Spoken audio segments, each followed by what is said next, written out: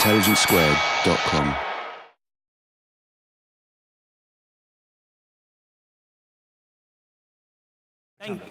Thank you.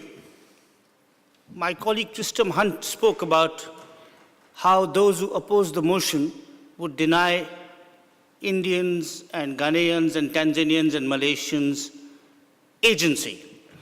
And that's certainly true of the two opponents before me. Ashley Jackson, for example, disparagingly says that all that the empire gave us was football and the word fuck off. Now, as for fuck off, I can assure you that in Bengali, Urdu, Malayalam, Tamil, Kannada, and other such languages of far greater antiquity than English, we have many, many and better equivalents.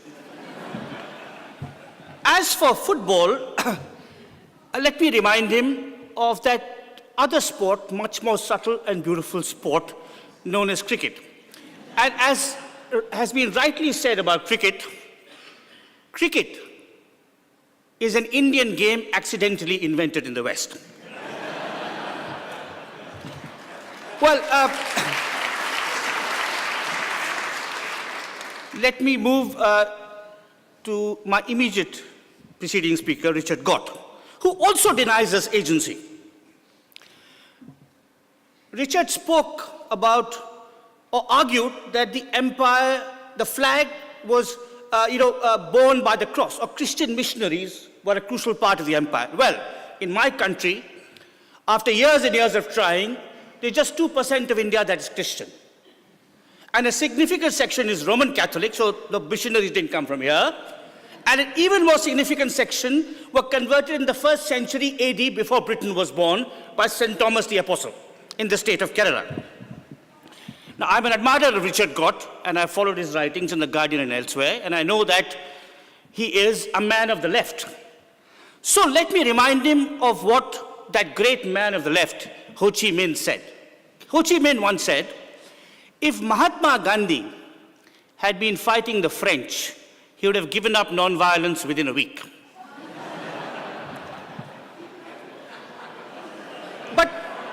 But my friends, I've not come here to defend the empire or to praise the British Empire. I've come here to bury it. I've come here to tell you that in large parts of the former colonies, certainly in India, a country that has more people than Africa, so is far more representative of the former British colonies than all of Africa, certainly in India, the British are irrelevant. 75% of India is under 25, and not one of them knows who Queen Victoria was. It's another matter that not many of them know who Mahatma Gandhi was either, but let that pass. Let that pass. Now, if I was to look at the history of my country ever since we became independent, it has some extraordinary achievements. Democracy, which the British denied us, and we invented for ourselves. And even more important than democracy, pluralism. Those of you who've been to India and have seen an Indian rupee note might have noticed, or might not have noticed, but should have noticed, that the denomination of a rupee note, 1, 5, 100 rupees, etc., is written on the note in 17 different languages, indeed in 17 different scripts. Now, this is an astonishing achievement, and it's really Indian pluralism's greatest contribution to the world. I mean, the Americans are paranoid about a few Spanish speakers. It took the English years and decades and centuries to allow the Welsh back their language. And I used to say about the rupee note and what it represented, that the Republic, as a multilingual, multicultural political unit, the Republic of India anticipated the European Union by a mere matter of 50 years. And I'm now going to amend that statement because it appears that we're going to outlive the European Union also by 50 years. So, our achievements: democracy, pluralism, extraordinary economic growth. Gita said that, rightly said, that perhaps the case could be made that the USA runs Britain. Well, I think the Indians are making a strong pitch for the share of that rulership, at least. If you think of Chorus, and if you think of Jaguar, prestigious British companies now in Indian hands, if you reflect on the fact that the only reason really, or maybe the most important reason that British Telecom, British Railways and other such British companies are not yet in the red is the fact that their finances are managed from my hometown, Bangalore. You get a sense of the robustness of the Indian economic achievement, and it's all ours. So we own up to what we've done, and this is my next point, we also take full credit for our errors and mistakes. The great Indian Prime Minister Jawaharlal Nehru, whom Tristram quoted, once said, India is home to all that is truly noble as well as all that is truly disgusting in the human experience. And the Indian rupee note and Sachin Tendulkar are two examples of all that is truly noble in the Indian experience. As for what is truly disgusting, I can give you examples. The way we treat our girl child, female feticide, which has nothing to do with the empire or the British, but all to do with the horrible tradition of son preference among Hinduism.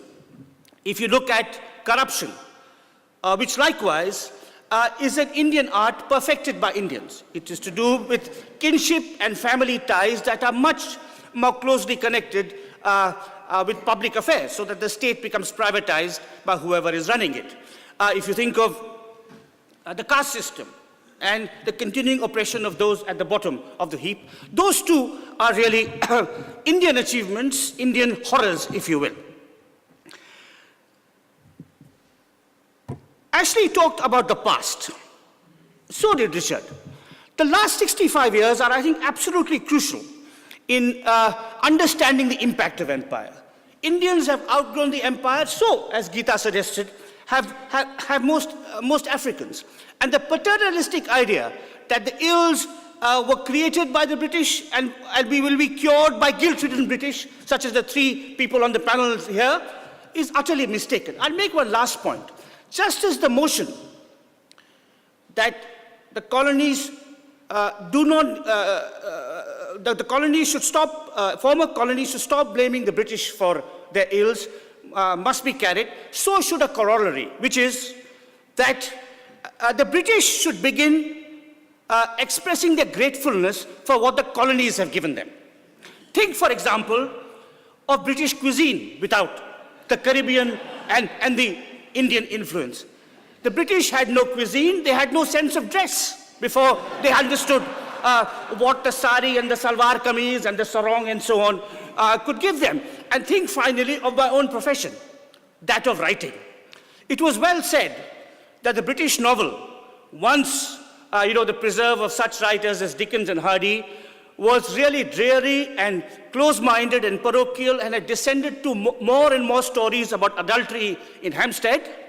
And then the British novel, British literature, arguably British culture itself, was saved by Ben Okri, Salman Rushdie, Rohinton Mistry, Amitav Ghosh, et al. I rest my case there. Thank you.